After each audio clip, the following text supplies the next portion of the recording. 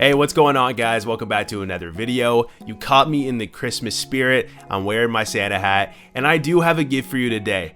That gift is a list of injured players that you could trade for that could be potentially league winning. This is different than the video that I did a couple of days ago when I talked about injured players that you could likely find on your waiver wire that you want to add or stash. These guys today are likely going to be rostered in most leagues, so you want to target them in trades, buy low on them while they are injured, and win in the long run. This could change the course of your season, guys, so without further ado, let's get right into it. Number 6 on this list is Thatcher Demko. I've talked about this guy in so many of my videos. I have him in one of my leagues, and I kept saying that it was his floor when he was performing bad, that he was going to get better and bounce back, and he kept getting worse.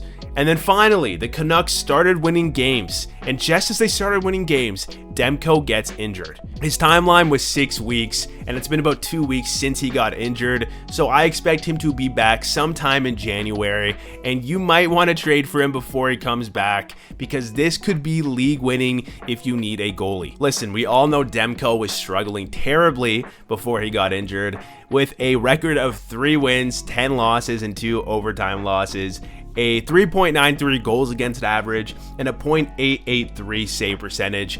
But listen, guys, I still believe in Demko. And Demko was amazing last season, looking at his stats right here. So if he finished this season right now, it would be the worst season of his career, and that is why I believe he will bounce back.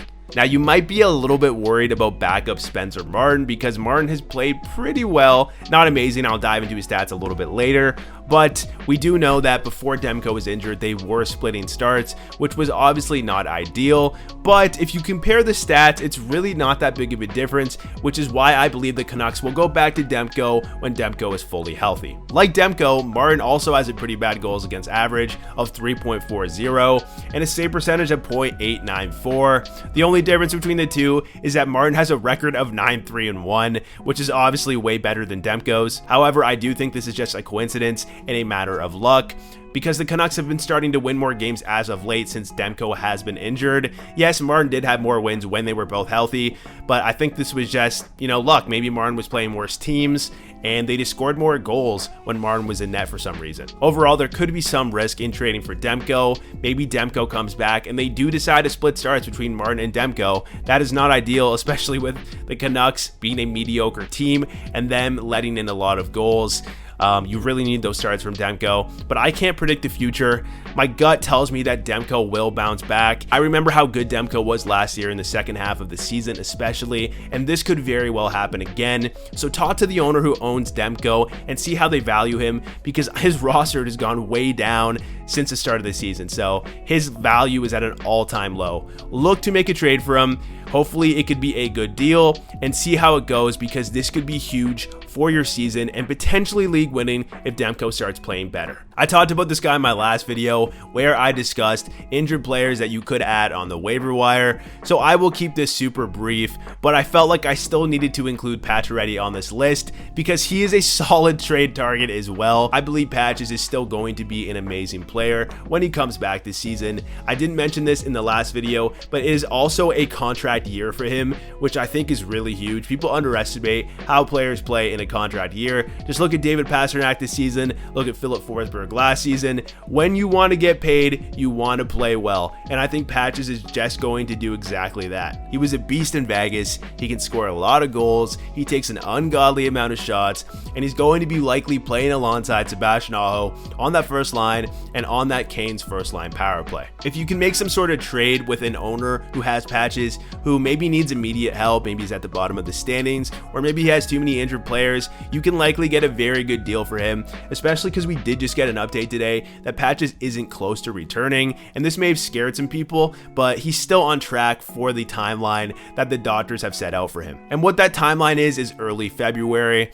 He's been skating for a couple of weeks now, which is good. There's no setbacks or anything. So yeah, Like I said, try to make a trade for him and see how it goes, because this could be potentially league winning. There is a reason that Patches has been drafted in the first 3 rounds over the last couple of seasons, guys. He is a really good player who may put up a lot of goals for you, which could really improve your team. Number 4 in this list is Nikolaj Ehlers of the Winnipeg Jets. He underwent sports hernia surgery in the middle of November, and he has been out ever since. But we just got an update today that he started skating for the first time since surgery, and with the timeline that he was given, I expect him to be back sometime in January. Ehlers is a fantastic player in so many aspects.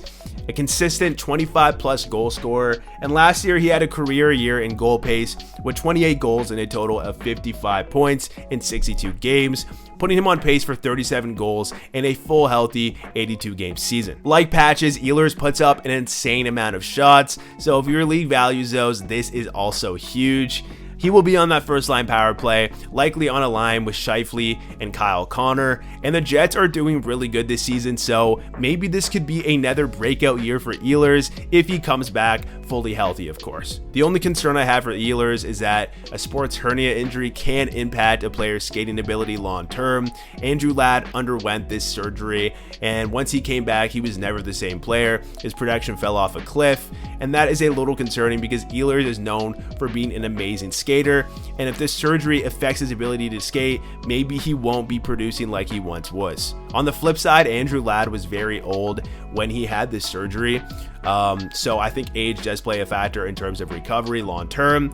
And also, Sidney Crosby had this surgery, and yet he came back and has still produced over a point per game, has still played amazing. So Ehlers should be fine. Hopefully everything is okay when he comes back. He will be one of the best fantasy players in the league if he can stay healthy. So try to trade for him very soon if you are going to make a trade for him, because the owners are already getting updates about his recovery, and that is going to make them want to hold him. But it's still a month away, so you might be able to get a good deal if they need immediate help. So try to get creative and make a trade, and hopefully that will help your team in the long run.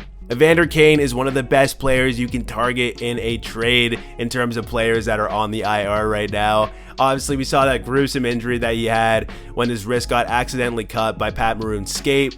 And when he got that injury, he rushed off the ice. Obviously, there was a bunch of blood. He had to have surgery, and he was given a timeline of 3 to 4 months. So that will slate him back either middle of February or middle of March. Kane had an amazing season last year with the Oilers, putting up 39 points in 43 games and a total of 22 goals, which puts him on pace for 41 goals if he played a full healthy 82-game season. And that is absolutely incredible, one of his best seasons in the NHL. This year he started off a little bit slower in the goals department, but he still put up an incredibly solid 5 goals and 13 points in 14 games. These points and goals are very impressive, but one of the biggest values that comes with having Evander Kane on your team is that he probably is the best peripheral player in the league. He puts up so many shots and hits, and if your league values those, this could be one of the best players in your fantasy hockey leagues. In 14 games, he had 50 shots and 51 hits. Basically, he was averaging 4 shots and 4 hits a game. I think if you are in a comfortable position in the standings and you want to make a high risk, high reward play, you should trade for Evander Kane. I considered doing it myself, but I don't have any IR spots available in one of my leagues, so I decided not to. But if you do have an IR spot available, this could be huge. The main issue with Kane is that if he is back in the middle of March, this could be after fantasy playoffs. Depends on your leagues, but I know in my league, fantasy playoffs start March 6th. So ideally, if I want to trade for Kane, I would like him to be back for the playoffs. And that's the risk involved when trading for Kane. But that risk involved is also a way for you to buy low on him, because an owner probably has the same thoughts and concerns as you do. One of my buddies in my league has Evander Kane on his team, but he has like 5 injuries right now, so I'm sure he would love to ship out Kane to open up that IR spot. And I think this could be a common scenario with all the injuries that have been going around the NHL, and that is why this is a perfect time to trade for him. He's out for all these months. There's the uncertainty of him not being back for fantasy playoffs, or at least the first or second week of fantasy playoffs. They also also might need immediate help, right? Maybe someone has a Kane and they're in the bottom of the standings, you're in a favorable position, and you can give them immediate help while you sacrifice a player that is healthy, and you get Kane in return, winning it in the long term, especially in that playoff stretch. So overall, I think this could be a league-winning move in those playoffs, having Evander Kane, playing with Leon Draisaitl, maybe playing on the first-line power play. I know he doesn't see a lot of power play time. He's usually on the second-line power play, but who knows? There's just so much potential with Kane. We saw how he played with the Oilers last season. I think he could do it again. He was already doing it the 14 games that he did play this season. So make a trade for him if you were in a comfortable position in the standings and you have an IR spot open, and this could help you win your fantasy league. Number 2 on this list is Gabriel Landeskog of the Colorado Avalanche. He had knee surgery October 18th, and he was given a timeline of 3 months. So he is slated to be back sometime in January, and I think he is an amazing player to trade for right now. The reason why there's some risk here is that he did have surgery on the same knee back in March, and he was able to return for the playoffs, helping Colorado win the Stanley Cup.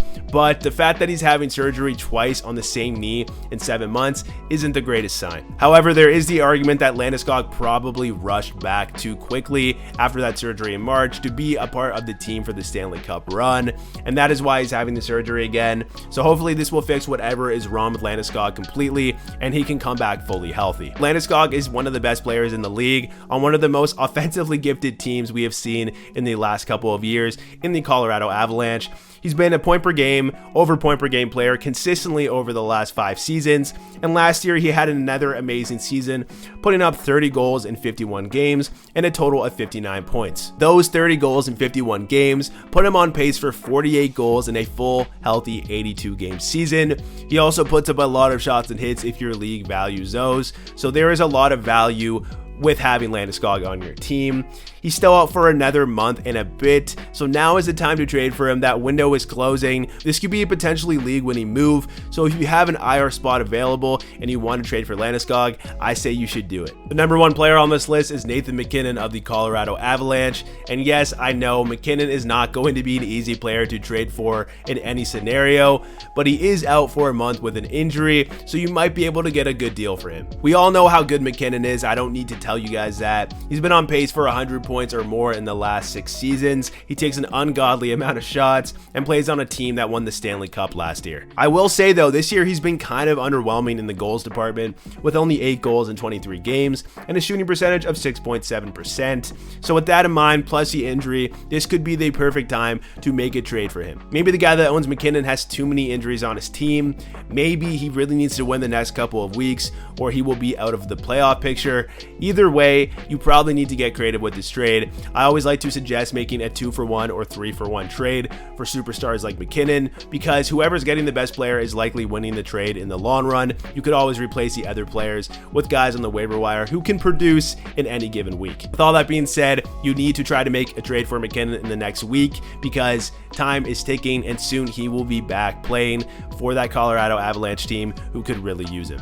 All right, guys, that's the end of the video. Thank you so much for watching. Make sure you hit that subscribe button below. It helps out so much as a new channel. Also hit that like button if you enjoyed this content. I will be posting videos during the holidays, so stay tuned for those. And like always, have a good one.